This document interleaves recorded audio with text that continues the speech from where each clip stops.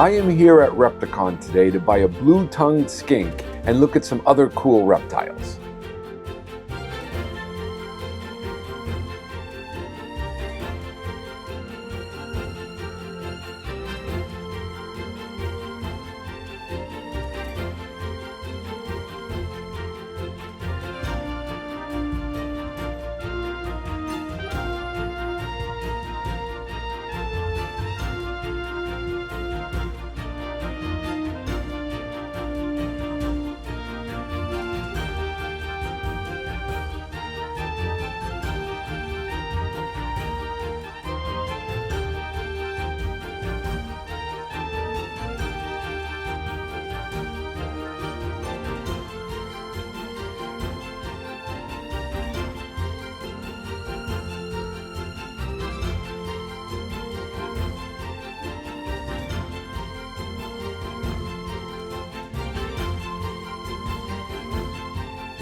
Hey Alex, nice to see you again. What's up, Tom? Good to see you, dude. Oh man, I want to buy one of these. All right. Do you know which one you want to take a look at? I see the females are $250, the males are $195. Mm-hmm. This one seems pretty active. He is, yeah, and he's really colorful. He's a caramel. You want to check him out? Yes. All right. So this is a northern blue-tongued skink. They come from Australia. They can get up to 2 feet long. They're tolerable to colder temperatures, so I think this guy will be really good in like your type of scenario when you're keeping him in that greenhouse. You know, as long as he has an area where he can like tunnel and like dig in, maybe like a big bag of like cypress or compost that will warm up, he'll burrow in there in those cold nights. And they brumate in the wintertime, they come out and they'll breed in the spring, and they have live-bearing babies, so no eggs at all. Is he full grown? He's full grown. He may continue to grow a little bit, but he's full grown. They're omnivorous, so you're gonna feed them fruits, vegetable, protein, could be insects, could be eggs. Also, fun fact about these guys, you can feed them like a high quality, like canned dog food. You can mix that in with the veggies and everything else that you're giving them to give them a nice, full, complete diet.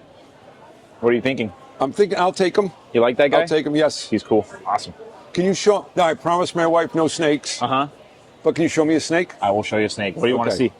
I'll show you what I think is the coolest one I have. Okay. So everybody likes these, the green tree pythons, but that's not what I'm going to show you. I'm going to show you this Sonoran leopard boa. You never see this. I've never seen this at any expo or any show. The iridescence on these snakes are absolutely incredible. It's got like that rainbow color all over the sides. And then I don't know, I just like how impressive they are. They're like dark. I love dark animals. But you see all the different colors that are coming out on that under the light? Check that out. Oh, that's so cool. Yeah, do you know there's a... and that's a Sonoran boa. How large do they get? 5 to 6 foot. Jet black tongue, jet black eyes.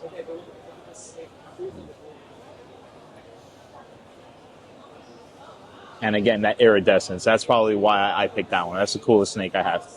There was a snake, Loxysemus bicolor. It's they're imported from Mexico. Mm-hmm. It's a Mexican burrowing python, but it's not a python. Yes, I've seen them. Yeah. They're really iridescent too.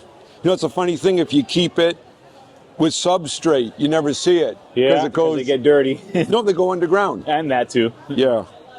These guys never nippy? They can be, but for the most part, they're not. Unless they're scared, they're not going to try to bite. Oh, this is so cool. I love this one. Can you show me one more? Absolutely. I guess we want to stick to the uncommon stuff, right? This is a giant Madagascan hognose. They can be a little temperamental, but for the most part, they're okay. And the fact that they're a little bit cooler here, they tend to behave a little bit more. But this is a giant Madagascan hognose.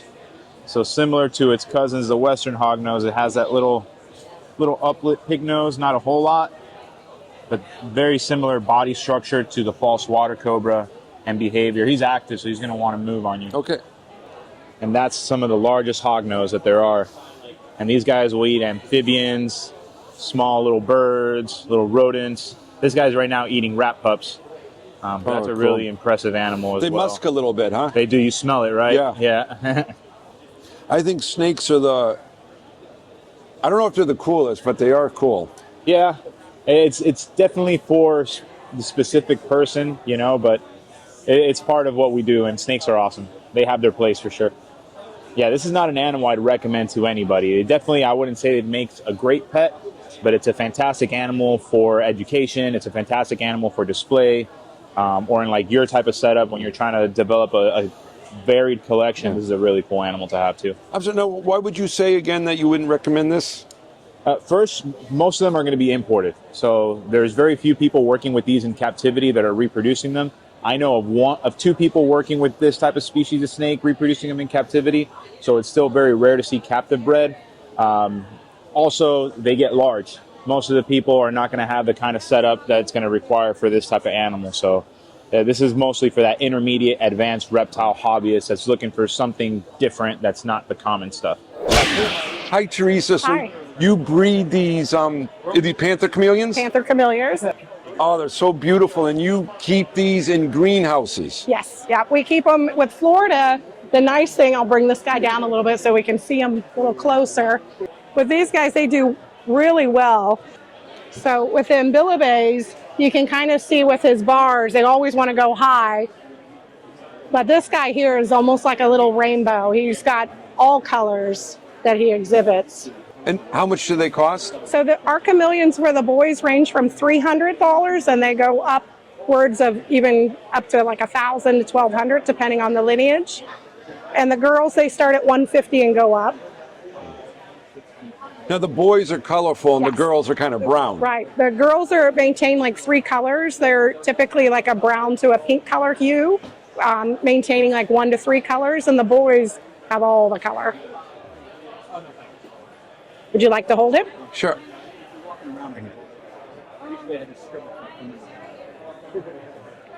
So Now- we've been calling this guy Mr. Sprinkles. But they're very they're sensitive, right? Sensitive. So for Panther Chameleons to thrive, when we take them from Madagascar and keep them in captivity there, these are all captive born, they need to maintain having a 5 to a 6% UVB light. And that is achieved, we replace those bulbs every year because they lose the elasticity of the light. So we got to keep that in mind. The bulbs keep going, but we have to replace them yearly. And for spotting, for basking, they require a lower light, like a 50 to a 60 watt daylight, no blues or reds for their basking. But the biggest thing that we need to, have them thrive well in captivity is keeping humidity levels where they need to be, maintaining about 40 to 60% He's during going to the go up day on my shoulder, right? and 80 to 100 at night. Is your greenhouse heated? Yes, yeah, we keep it heated we maintain temperatures around like 70, 72, pretty much all year round. Oh, in so it there. must be Yeah. a fairly small greenhouse. Greenhouse, yeah.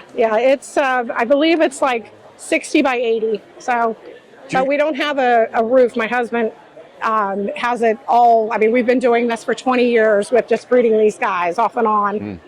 So our hobby, we got back into it about 5 years ago, and it's just now gotten out of control. So we do a lot of the vending at the shows. Okay. So April, if I was going to buy a few, maybe April, May is a good time to buy it because I can Perfect. take advantage of our summer heat. Yeah. Is our summers okay? Do they not? We do get hot, so we have a lot of customers down like towards the Keys and Miami, but they'll keep them out, during the day, but you got to have an overhang for them, so it can't be direct full sun. Okay. But if you're kind of coast, on the coast Yeah. side, it kind of gets breezy. So they can take our 95 degrees just have to be more cooler, and these guys require a lot of aeration, so they really don't like the hot temperatures. But we can, if you have a lawnage, something that's like where it's covered and you have some fans going there. We have a lot of breeders that are down in the Miami and the Keys that keep them out year round. Oh, and you said you got a certain type of greenhouse film that lets the UVB through. UVB through, correct, yeah. Okay, maybe you could help me with that Absolutely, too. Do you order that through one of the greenhouse suppliers? Yeah, my husband, I can get you the name Okay. on that, yeah. Well, it's great meeting you Nice today. meeting you. Thank you. Thanks for stopping by. Thank you. Hey, Ethan, you're our customer, but this year I want to become your customer. Sounds good, man. Okay, the Leachie geckos are so awesome. They are. They're amazing. Biggest geckos in the world. From New Caledonia, we have a few different, 2 different varieties here. One is from Grand Terrace, which is one island in New Caledonia. And we have one variety.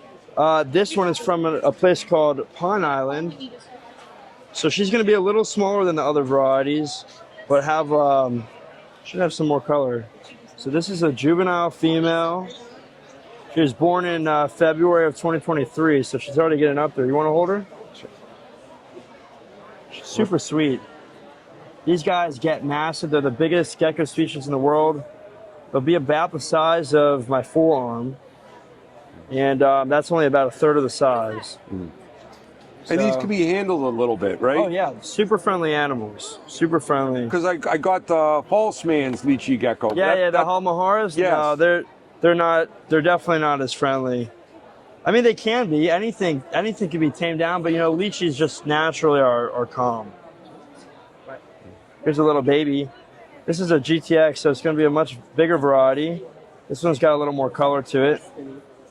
Look how they just sit there. It's like a little moving tree log. I don't even know how to explain it. They're so interesting. A lot of extra skin on them, but leeches are calm. Their demeanor's calm. They'll hang on the tree all day waiting for food to come by, and they love their protein. These are big, heavy animals. So do you have any in mind that you think you'd rather over others? Would you rather start with babies or start with a bigger one? I could do. How long does it take to go from? That's about a year and a half. Well, let me do the math. That was February of 2023. That's almost 2 years actually for that size. This one's about, so this one is a year. So that was February of 2024. Okay. So, but this is a smaller variety. So this one in 1 year is going to be a lot bigger than that one. If you want the biggest, you want to go for Mount Kogus, which I'm going to have soon. But for right now, the GTX is very close. They're going to be big geckos. Okay, I think I'll start with that. Yeah. How often? Do you guys come to our nursery, or do you send? We order from you, but I always have wanted to see it. I told you I don't mind stopping by and making a delivery for you. Oh, let's do that. I'll order from you. Yes, sir. And then I'll bring them by. I'll check out the plants or something. And that would be fantastic. That'd be fantastic. I've always wanted to see the place. We've been selling your plants for 6 years. We've been ordering from you. Oh, I appreciate your business. Of course. I appreciate coming back to us, dude. This friendly gecko, right? Oh, he's awesome. So I just met a guy from Texas who has red-footed tortoises in his yard, and he said it got down to 37 degrees last night, and then he had a tortoise house like this, and you could see this is all, I could buy a matching heater for this, and this would be great for my Apopka location. I could see myself maybe buying 5 or 10 of these, and buying 5 or 10 of these, and then scatter them throughout my yard. And if you look, the cool thing about this one here, it's no assembly required. It just, you take it out of the box and it opens up like an accordion. I need to ask Zoomed how much this turtle yard, the tortoise yard, and the tortoise house is. These are really cool. This will help out a lot with the red-footed tortoise. And maybe some other tortoises I'll be getting. They're a little hut to come in, and then this lifts up. Look, great for tortoises, box turtles, bearded dragons, tegus, monitors. I'd have to do it in such a way that they can't dig underneath. I'm looking at this succulent setup here, and everything in here is plastic, and I'd love to do something here with our real succulents. Maybe we could do something at Imperial Reptiles and do something very, very special. And I want to do the same thing with Panther Chameleons. We just saw the Panther Chameleons. They look so incredible. I would love to do something with all my different types of plants and my assortments where the plants would be equally as impressive as the chameleon itself.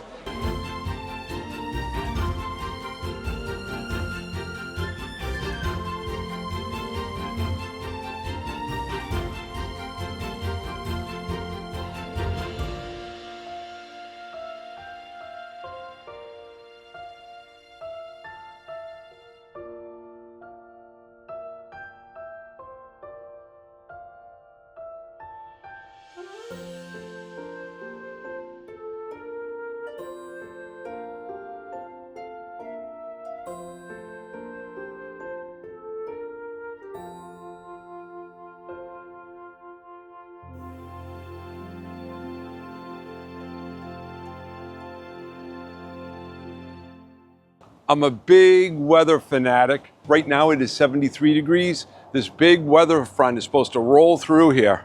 It's supposed to get rain in about 1 hour. And the temperature is going to drop from 73 to 63 in 1 hour. Then the clouds are going to clear out overnight and the temperature is going to plunge to a low of 38, 39 degrees tonight, and tomorrow a high of 55. So definitely going to bring all the red-footed tortoises into the greenhouse because we're not going to see 60 degrees for 3 days. Well, this is our little winter retreat we did for the red-footed tortoises. This is inside my greenhouse here. It gives a little bit of protection. It probably gives 10, 15 degrees protection at night. So last night it was maybe 37 outside, maybe in here at a low of 50. Of course, the turtles have the heat spots. So we have 1, 2, 3, 4, 5, and 6. Okay, here they come.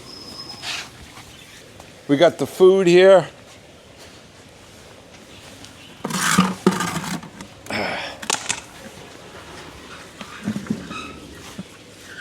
So we got some of the weeds. We got some collard greens. We got some zucchini. Just like yesterday, I need Gage's help to get the last two tortoises out of there.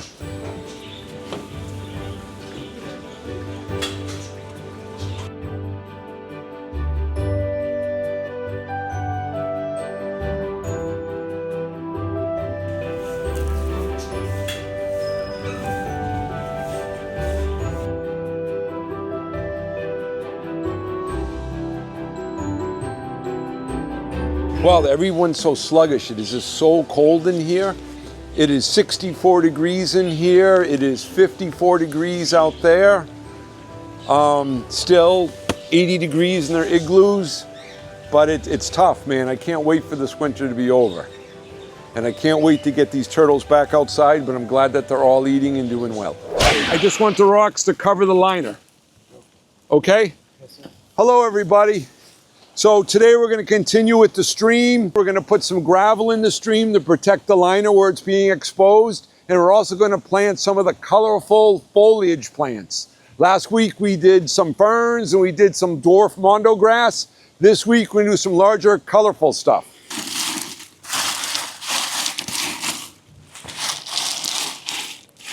I'm trying to build a little bit of a natural stream like I would see as a child, using for substrate a little bit of sand and dirt and gravel and larger stones. I'm not saying this is how you build a stream at all. I've never really built a stream before. This is one of my first attempts. I love to hear the babble of a brook. I can hear the big roaring waterfall in the background and the little bubbling brook going over the stones in the foreground. I always think things look good in threes, so I'm going to grab 3 of the strolanthes here. Across the stream.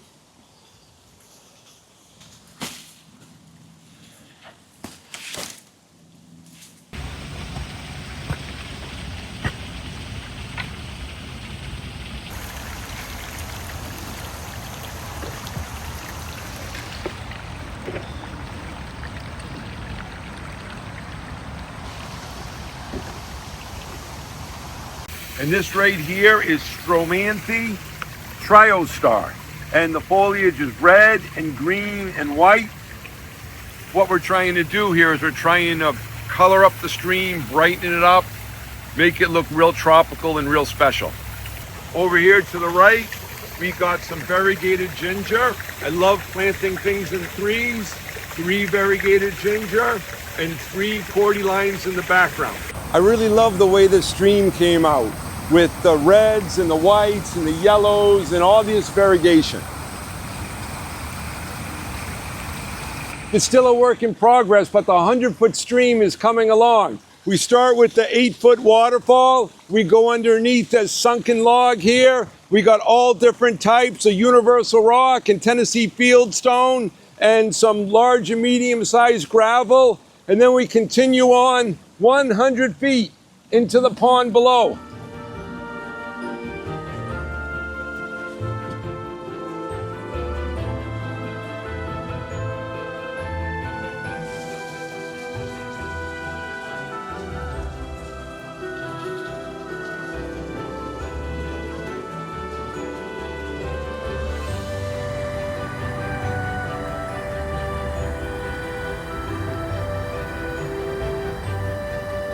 You know what's going to be great once this cold weather passes? And that's to get some animal enclosures out here. So people can walk through the jungle, or virtually we can walk through this jungle and the stream and stuff and see all types of different lizards and monitors and tortoises. It'll be great. We will see you next week, and don't forget to like and subscribe.